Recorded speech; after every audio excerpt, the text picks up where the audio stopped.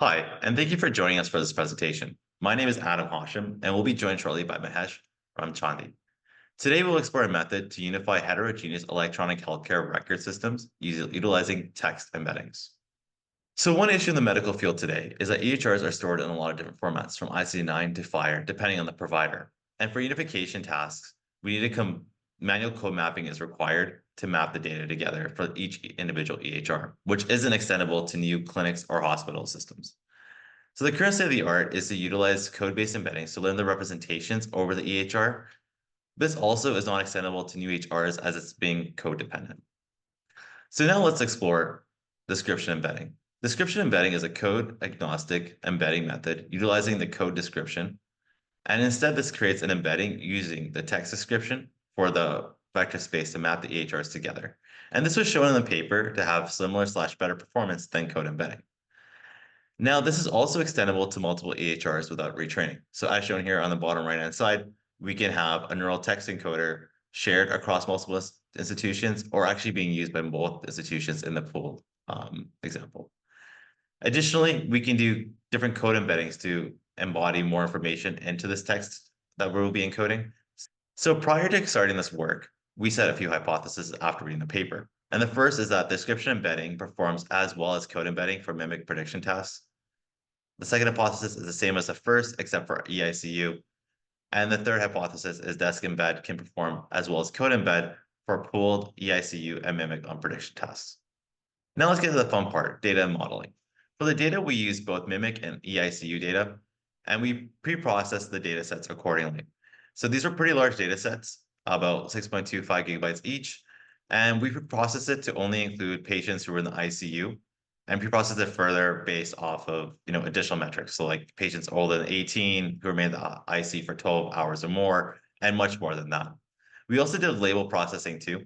This was for the downstream prediction task. So we did label processing for mortality if the patient, unfortunately passed away during their stay, they were unfortunately readmitted, or they had length of stay greater than 3 and 7. Now for the embedding models. For code embedding, Word2Vec was used to learn the representation for the codes. For description embedding, we use a pre-trained tokenizer from Hugging Face, which is a bioclinical BERT. This is a BERT model with additional medical context being trained on all medical 3 nodes, making it very suitable for healthcare applications. The embeddings here were trained with a mass language modeler defined to the BERT tokenizer. Let's talk about the experiments we did. But first, the demo code is in the notebook and also in this repo in the Georgia Tech GitHub. The code for the experiments is in my public GitHub, which is right here on this URL link. I also want to appreciate and acknowledge Mr. Kyung-hoon from KAIST, who was the primary author of the paper, for being extremely responsive to our questions. So the experiments we did were multiple. We trained description embedding using MLM for all value models for both EICU and Mimic3. We also did the same for code embedding. We used all those pre-trained models as embedding layers and training an RNN model to predict mortality, readmission, length of stay for various periods of time. We also performed zero-shot inference learning using transfer learning from these pre-trained models. We used pooled source data to train RNN models and embedding layers on both EICU and Mimic3. Now let's get into the results. So the prediction models were trained and evaluated for each individual data set. These are shown below with the AUPRC scores. For code embeddings, VA generally performed the best on the majority of tasks, but no method strongly dominated in terms of performance, with similar AUPRC scores. And this is really interesting. It can be attributed to the code embeddings containing a similar amount of information per prediction task, resulting in no method truly dominating. For description embedding, digit split value aggregation had the highest performance out of all the description embedding methods considered. And this is showcased strongly in the EICU data, outperforming all methods on the prediction tasks, and is less noticeable on the Mimic3 dataset, where the prediction performs similarly on the tasks. And this is a really interesting observation and could potentially be tied to the code text descriptions. EICU is from ICD-10 as opposed to ICD-9 from Mimic, and thus has more description and specificity in the text description, which could help it perform better with the other methods. Now for the results. For zero-shot transfer learning, EICU performed very similarly to Mimic's single train model, as shown here on the table. And this is understandable since EICU contains ICD-10 codes, which represent more information than ICD-9, thus the model extends very well.